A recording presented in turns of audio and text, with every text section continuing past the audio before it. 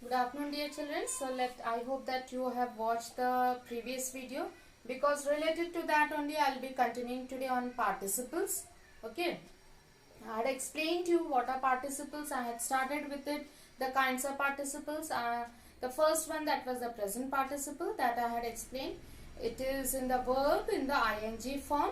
So now continuing with that only, I had explained to you the difference between the participles, that is the verb in the ing form, from your verb, the action actually where it is, then your present participle and your gerund. So this is what I had explained, and continuing with that only, again today I'll be explaining related to that. Now you see three different types of sentences I have given here. We had been playing for a long time. Okay.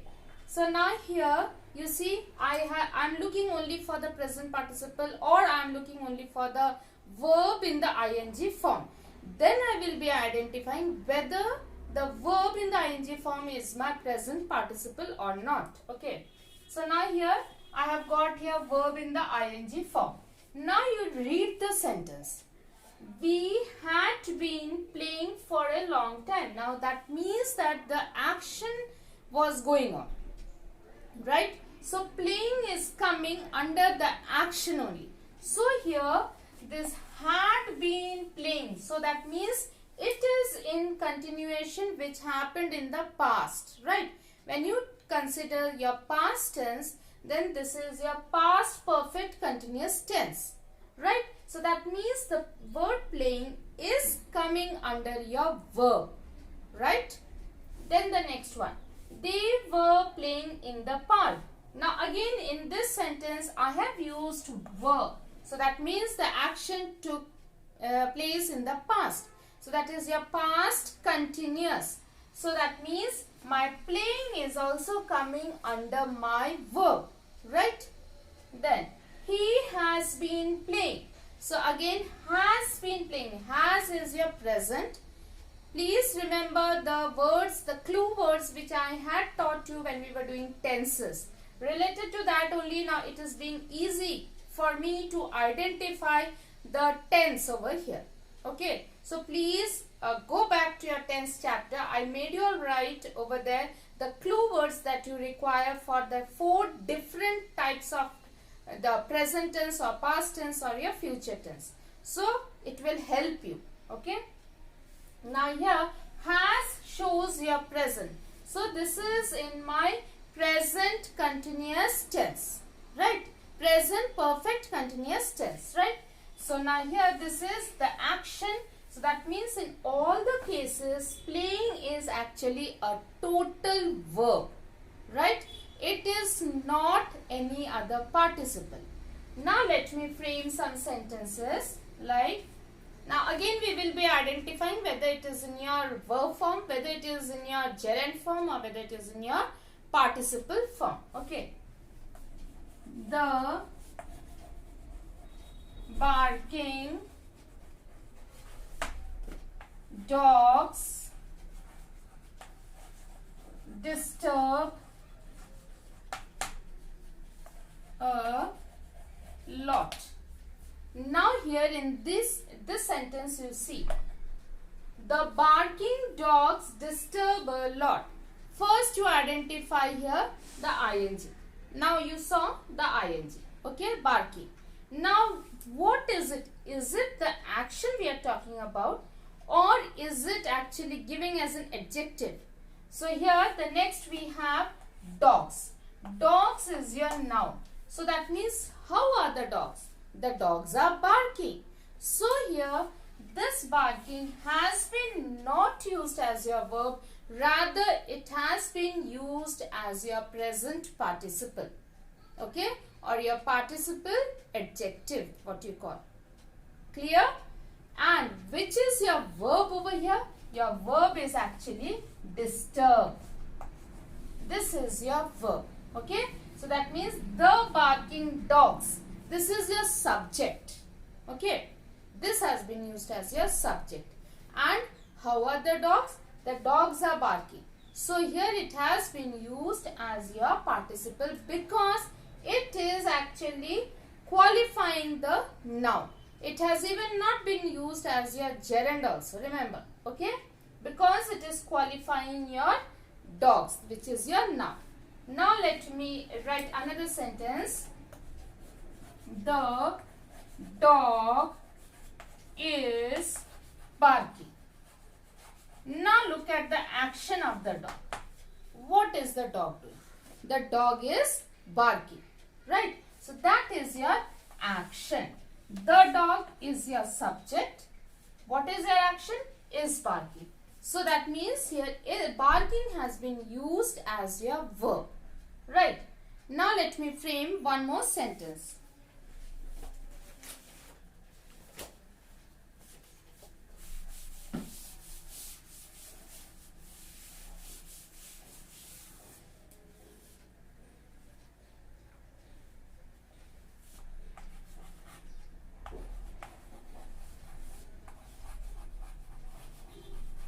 We are disturbed by its barking. Okay, now let us see here. The word again barking only we are looking for because it's your ing form. Now this, what is your verb over here? We are disturbed. So this is your verb. Okay. By its barking. So now here, so that means it is not even identifying anything. So here, or you can say by the barking, if we by the barking. Now it is, so we are disturbed by the barking. Okay. So now here, this has been used as your gerund, which is in your object. Okay. Which is in your. So now if you ask the question, we are disturbed by what? By barking. So that is your object. So that means, as I had told in my previous video, a gerund can be in its or a subject form or an object form. So today I gave you the example in your object. In my previous video, I had explained the gerund in your subject form. So children, I hope that you have understood to distinguish between a verb, in the ing form, then your present participle and your gerund, right? Now, as I had explained last time, there are two kinds of verbs, that is the present participle, the other one is the past participle.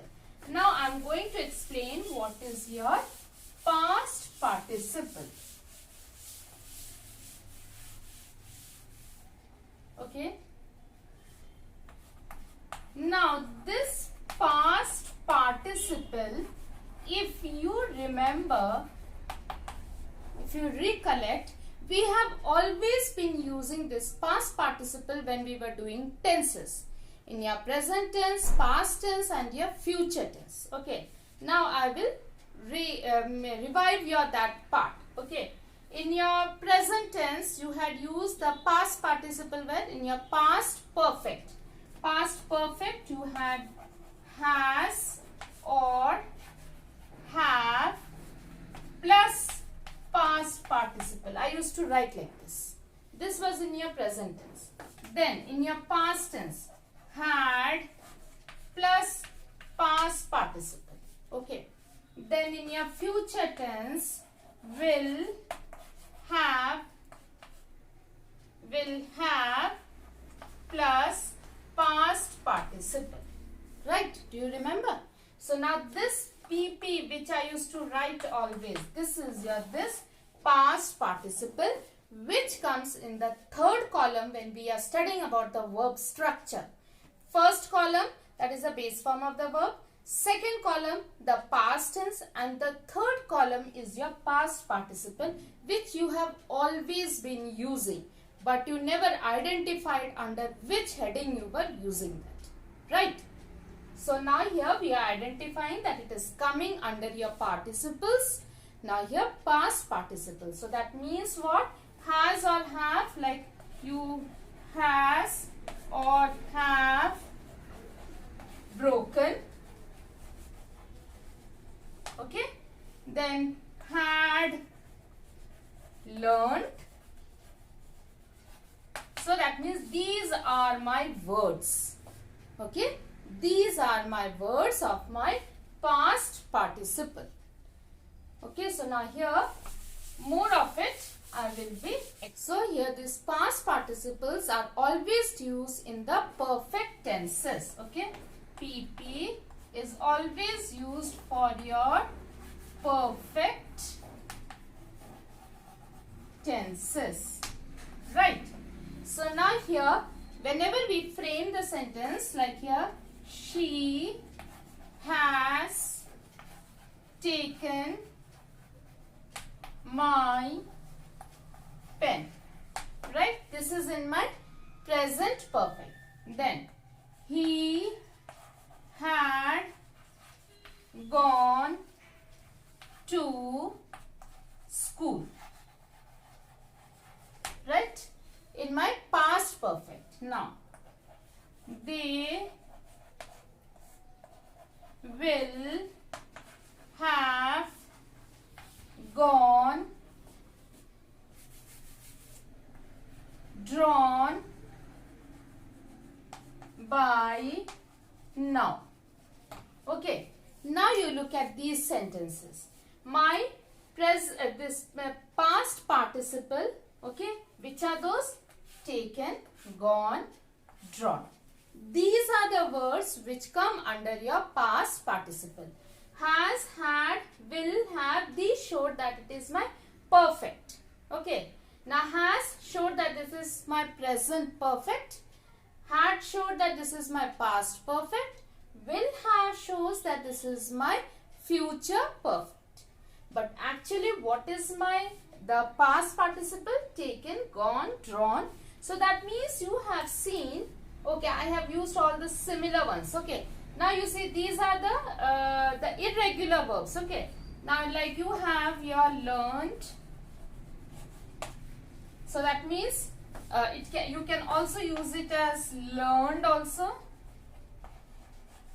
Okay. So now here you will see that it is not necessary that it has any perfect formula like you had in your present participle ing. But this has got no particular formula. These are the irregular verbs. Otherwise you will have your ed. The ed form normally we have. But when it is coming as your irregular verbs, then you will have these different forms. Okay. But these are my past participle words, which are always used for my perfect tenses. Right. Now here, besides the perfect tenses, the past participle is also used for passive sentences. Now let me revive that also. Okay.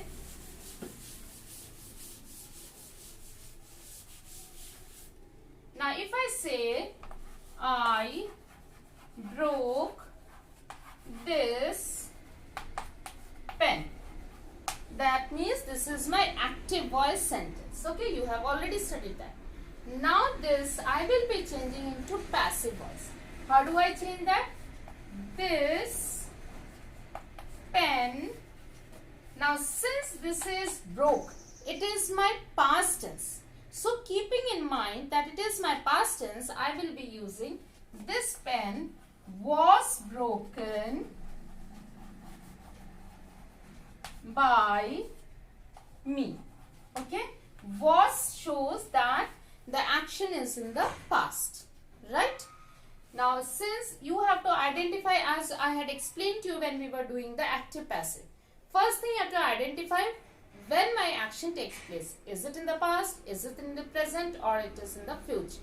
So here I have written this pen was broken by me. So that means I have again used the past participle word over here for my passive sentences. So that means the use of these past participle words are first for your perfect tenses and second for your passive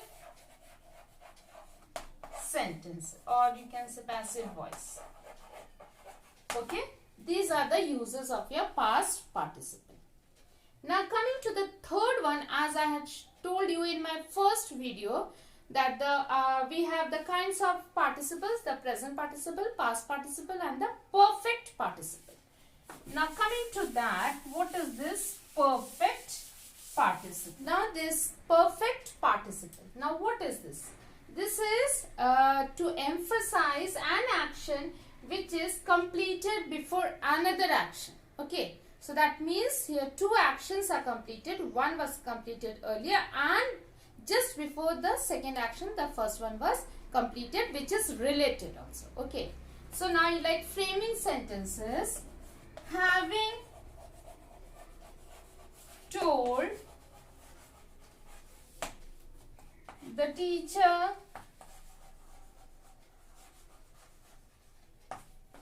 distributed our paper.